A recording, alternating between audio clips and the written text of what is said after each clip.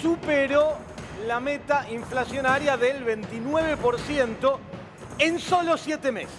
Algo que iba a ocurrir, indefectiblemente iba a ocurrir, y que acá en el programa te veníamos anticipando hace rato. Amigo, esto va a ocurrir.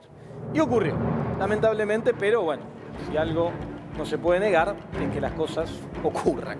Bueno, vamos a meternos de lleno con los datos, porque el INDEC dio a conocer esta semana datos vinculados con la inflación. Imparable la inflación en Argentina, imparable. Algún análisis optimista podría decir, che, pero veníamos de 4.8, 4.1, 3.3, 3.2, ahora 3, de a poquito va bajando. Son niveles altísimos y el dato de este mes fue mucho más alto, o no sé si mucho, fue más alto de lo que se esperaba. Metámonos con los números, dale, hagamos números, como bien dice el título de este hermoso programa. Bueno, la inflación mensual del mes de julio, primer mes del segundo semestre, ¿cómo dio? Alta.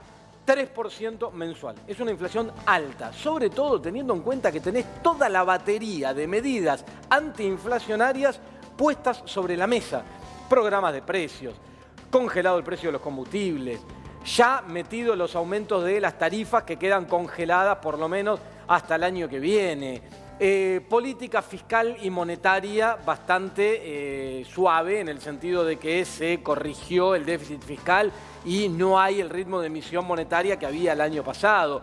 El dólar contenido con regulaciones, más regulaciones y más regulaciones.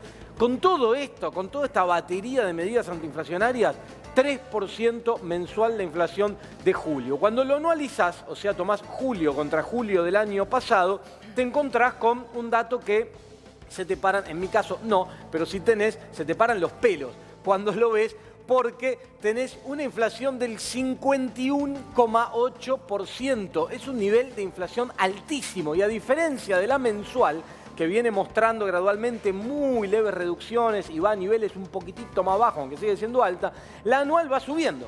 Y veníamos los últimos meses del 40 y pico, un poco más, nos encontramos este mes de julio con 51,8% de inflación.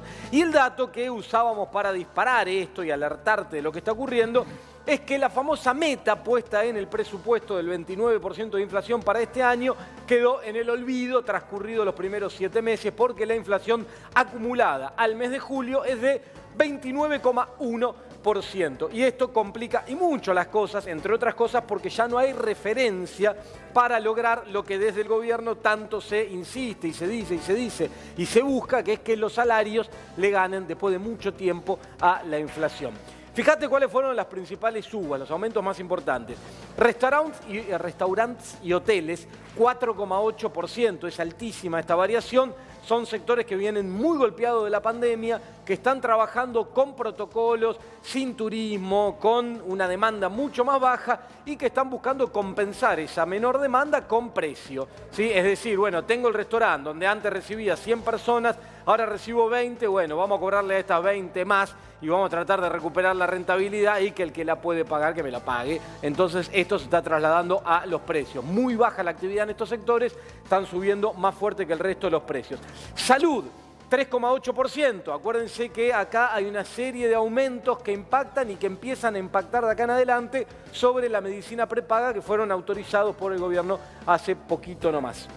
Alimentos y bebidas, y esto preocupa y preocupa mucho.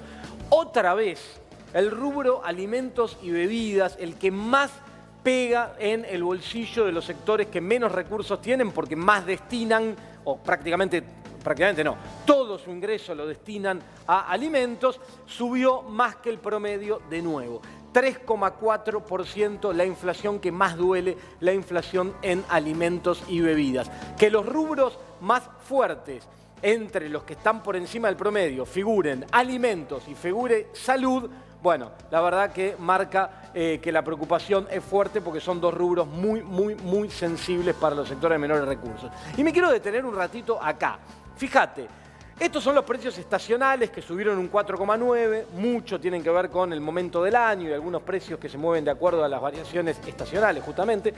La inflación núcleo es la que está fuera del alcance directo del gobierno, del Estado, es la que se mueve por las reglas del mercado, subió igual que el promedio, 3,1.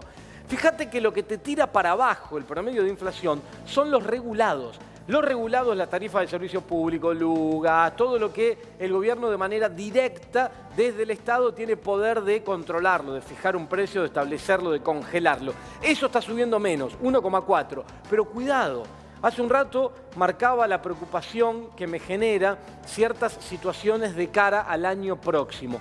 Es probable que los próximos meses vayamos a registros inflacionarios un poco menores, incluso a este 3%, cerca del 3%, no mucho más bajo, pero un poco menores. Eso llevaría a cerrar el año en un registro de inflación del 46, ponele 47%, que es muy alto. Estamos confirmando un nuevo patrón inflacionario en la Argentina, más cerca del 50 que del 25 de hace unos años atrás, y esto preocupa y preocupa mucho. ¿Se puede convivir mucho tiempo más con una inflación anual en torno al 50%? No, no es posible. De alguna forma hay que arreglarlo, hay que acomodarlo, y por ahora todo lo que se está intentando no logra hacerlo. Avancemos un poquito más, entonces, y esto lo marcaba porque los regulados en algún momento los vas a tener que soltar.